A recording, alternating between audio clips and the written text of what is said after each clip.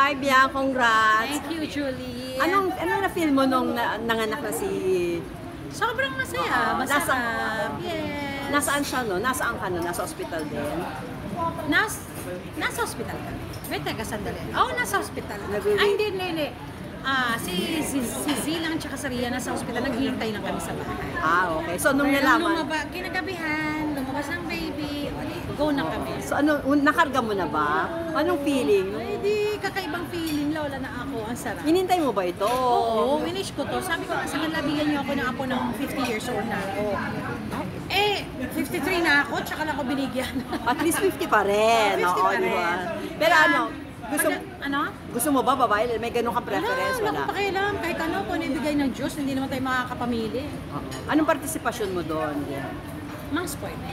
Simple lang. Sabi naman ng mga lola daw, mga spoiler yan eh. Siyempre, papayagan ba ni... Disiplina.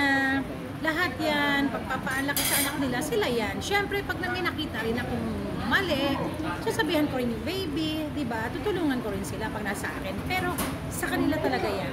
Mga spoiled lang ako. Hindi sila nakatira sa'yo. They have their own place. Pinapabayaan ko sila. Pinapabayaan ko sila sa diskarte nila.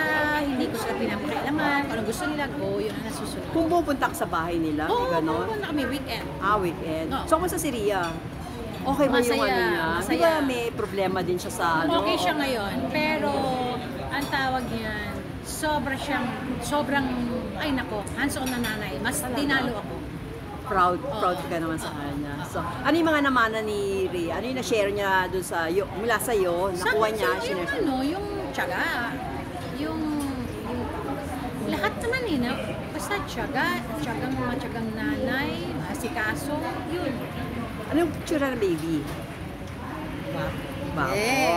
Hindi ba pwede ilabas ang Hindi pwede, sa kanila yun. Ayaw nila ilabas yung ayaw mo na lang mag-face reveal, pangalan, so sila yun, sa kanila yun, hindi sa akin yun. Pero konting kanino kamukha? Kamukha din sa Arjo. Na kakulay ni Arjo. Ay, tisoy. Pero nagre-ria rin. Oo, atay din. Pinaghalo. Ay, siso. Yeah. Pero ngayon, nakita mo yung mga post ni Sanjo, yung mga pag-aalaga niya sa baby. Oo, hands-on yun, sobra. Mula nung buntis pa lang sa Ria, umpisa pa lang, early stage pa lang ni Ria, hanggang nanganak si Ria, hanggang ngayon, ibang klase yung Sanjo nakikita. And sabi ko talaga sa kanya, thankful ako ikaw na pangasawa ng anak ko. Yes. In-expect mo, hindi nyo inasahan magiging responsible father siya. Sino Si Sanjo. Hindi, mabait naman si Sanjo, isang pamilya eh. Alaga niya mga kapatid niya, alaga niya lahat. So, mabait siyang anak, mabait siyang kapatid. So, alam mo magiging mabait siyang tatay. Mabait siya sa mga pamangkin niya. Yes. Ngayon may balita na di ba? Ay, bago yon. Doble-doble ang blessing, di ba? After ng baby, ngayon si Arjo nanalo na ba? Pumasok yun naman. Papasok na naman. Tatakbo na naman ng congressman. Oo. Tapos may balitang si Sanjo, pumasok din ng politics. Oo, gusto nila yun. Gala sila. Gusto nila yun eh. Dinatanong ka ba nila dyan? Yeah. Dinoconsult ka nila? Honestly, ayaw ko ng politics eh. Sa totoo lang. Pero kasi gusto nila yan. So, syempre, wala akong choice. Kung susuportahan ko yung mga anak ko, tutulungan ko sila, di ba? Hindi naman pwede ako masunod. Kung anong gusto nila, yun ang sundin natin. Tapos, nandito tayo bilang mga bugulong para sumuporta sa anak natin. Hindi para hadlangan ko anong gusto nila. Not unless masama yung gusto nila. Nabalita rin, di ba, tatakbo ko senador? Although nilinaw na ni Sanjo. Senador? Oo. No. Congressman din sa kapalit ni Arjo. Mare. Hindi naman. Actually, sa totoo lang, pwede yun maitanong to sa District 1. Ang daming nagsasabi sa akin na gusto nila akong tumakbo ng councilor. Pinapatakbo talaga ako. And in fact, meron na silang ginawang grupo ng kababaihan para sa akin sa District 1. Aksyonera, parang ganon. O, abante daw tayo. Sige pa. Merong ganon. So, ayan. maganda nga naman. Hindi mo ba nakita, Julie? Okay. But anyway, yun nga ang nangyari. Inaano ko ng mga tao doon, pero ang dami ko pang ginagawa, Mare. Ano gagawin mo? Nagpo-produce ako, artista ako, tapos i-enjoyin ko pa yung ako ko. Kumbaga hindi pa ako ready. I mean, I'm not closing my door, but I'll make sure pag pinasok ko pati yan, kailangan meron akong bala. Kapag inaral ko ang batas, inaral ko lahat. Hindi yung papasok ako nang wala akong alam. Pero may chance. Parang inaano mo di ba? Parang may chance nga Meron na. Kasi hindi ko nasa alam. puso mo Kasi ang pagtulong, hindi na question yun Yung humarap lang, yung responsibilidad, lahat. So yun ang mahirap. Kaya, hindi, wag mo naman. Yung Kung oras alam mo, pag yan naman ang destino mo, kung yun naman ang gusto ng Diyos sa'yo, hindi mo matatakasan yan dahil binigay niya sa'yo yan, wala ka pa sa mundo. Sa'yo yan. Tama Hindi naman. mo matatakasan yan. Pag ginusto ng Diyos, walang kahit na sinong pwedeng tumakas, walang kahit na sinong humadlang. Tsaka bata ka pa naman. Doon naman ako sa panananay, sa pagiging Lola at mo, sa first time pagiging producer. Oh, yes, Kasi first time. ayusin ko muna yung Nathan since si Rhea focus sa mga anak sa anak niya. Oo. Ikaw muna ako na muna kasi siya yung CEO. So ako na muna palit ka.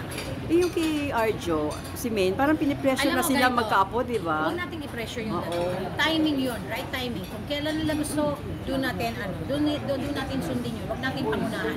Pero hindi ako magdi-deny na nagsasabi na gusto ko na rin ako para galing sa kanila. Pero kung hindi pa sila handa, wala akong magagawa. Anong gagawin ko? Timing din Pag hindi okol mo ba ngayon, bubukol. But later on, hindi naman forever wala silang anak. Tsaka bata Right pa. timing yan nilang dalawa. At pag binigay na ng Diyos, darating yan. Tapos yung Nathan mo, kumusta? Ano na mga ginagawa? Marami. I-launch ko yon. Lahat ng mga meron, sasabihin ko dun sa launching. Magpo-full blast ka next year na. Next year, Oo. yeah. Wala kayong entry for the MMFF. Meron. Secret.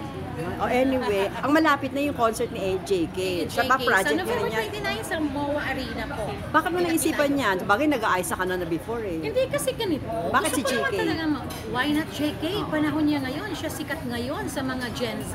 At lahat, lahat talaga gusto siyang i-produce at lahat iniintay yung first solo major concert. Diba? Hindi kasi siya nagpo-concert eh. So, first time niya ngayon, iniintay. Tsaka let's face it, ang galing ni JK. Magaling, sa walang question yan. Galing ni oo. JK. Tsaka, Pero yung worry, yung mapupuno ba niya ang MOA? kaya niya yan. Kaya niya yan. Kumusta Sipag ba, lang yan. ano? Okay naman. Wala na kaming SVIP, wala na kaming VIP. Ano rin. So, ang pupunuin na lang namin kung yung yung Sa mura doon taas. Oo, okay na rin naman. Okay naman, Mare. Anong next project mo? Gagawa ng movie ang Nathan next year. Basta hanggang doon na lang muna tayo. About TV show Nathan. wala pa. Doon na lang muna tayo. Ang daming nangyayari sa Nathan na hindi pa pwedeng Lahat sabihin. confidential. Yes. Pag i-launch na yun, doon makikita niyo kung ano ginagawa ni Nathan. Punta naman tayo dito kay Ma'am Beauty Derm. Ano mo ngayon dito? Ano? Anong partisipasyon mo rito? Dito. Endorsed ka pa rin nila. Yes. Lifetime yata ang endorsement mo rito Basta kung kailangan ako ni CEO Ray Tan, why not? Nagtitake ka ba ng mga ano niya? May mga... Gusto ko talaga yung ano niya, yung tawag niyan, yung clinic, cream. Pinapahid mo talaga yon. Pang gabi-gabi na na night cream. Nagsiserum day- ka ba? Day cream. Yung kompleto. Nakaset. Yes, yung set niya. Pala. Yun ang effective talaga para sa akin, sa mukha. Okay. Thank you so much. Thank you.